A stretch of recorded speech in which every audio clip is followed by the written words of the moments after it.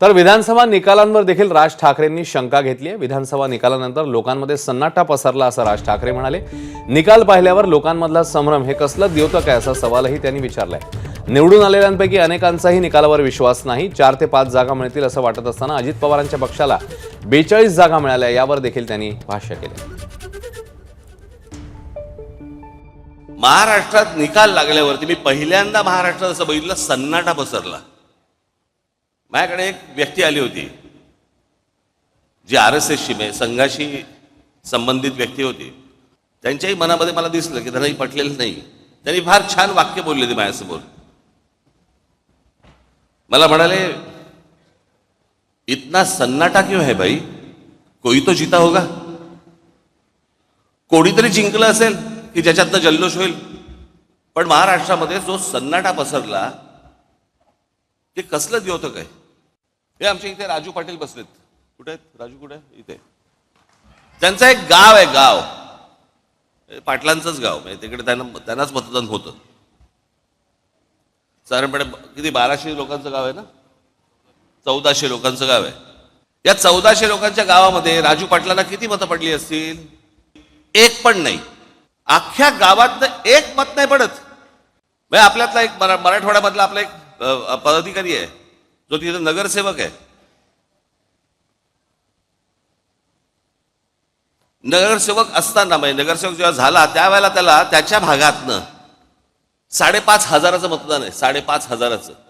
आत्ता विधानसभेच्या वेळेला त्याला किती मतदान झालं असेल? विधानसभा 2,500। बाळासाहेब थोरात काँग्रेसचे नेते 7 वेळा आमदार झाले, 7 वेळा। ही 8वी टर्म होती त्यांची। 7 वेळा जो माणूस आमदार केला, 70 ते 80 हजार मताधिक्याने निवडून यायचे ते बाळासाहेब थोरात या निवडणुकीमध्ये 10,000 मतांनी पराभव होतो। उद्या अनेक लोक बोलतील की राज ठाकरेंचा पराभव झाला म्हणून त्याच्यामुळे ते हे बोलतायत। मी काय बोलतोय? अख्खा महाराष्ट्र बोलतोय। जे निवडून आले त्यातले अनेक लोकांचे मला फोन जे आले, जे सत्तेमध्ये आले आहेत त्यांचे मला अनेकांचे फोन आले, त्यांना शॉक बसलाय। 4-5 जागा येतील की नाही असं सगळ्यांना वाटत असताना अजित पवार 42, कोणाचा तरी विश्वास बसेल का याच्यावरती? आणि लोकसभेला ज्या अजित पवारांचा 1 खासदार निवडून आलाय तिथे 42 आमदार येतात। 4 महिन्यात फरक पडला लोकांच्या मनात। हे इतकी वर्ष या महाराष्ट्रामध्ये राजकारण करत आले, ज्यांच्या जीवावरती हे अजित पवार, भुजबळ सगळेजण मोठे झाले, त्या शरद पवारांना 10 जागा मिळतात। शरद पवार साहेबांचे 8 खासदार निवडून आले, 8 खासदार, त्यांचे 10 आमदार येतात। 4 महिन्यापूर्वी लोकसभा झाली, त्या लोकसभेला सर्वात जास्ती ज्यांचे कोणाचे खासदार निवडून आले असतील तर ते काँग्रेसचे निवडून आले।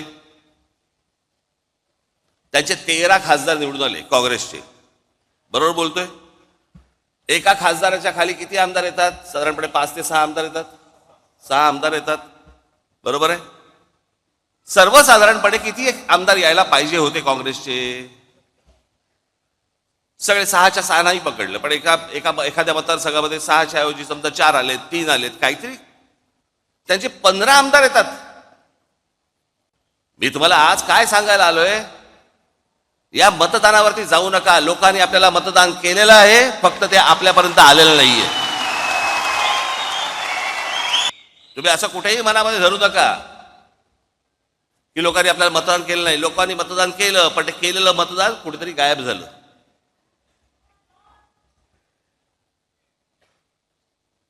आणि अशा प्रकारच्या ज्या निवडणुका लढवायच्या असतील तर निवडणुका न लढवल्याच बऱ्या। एबीपी माझा, उघडा डोळे बघा नीट।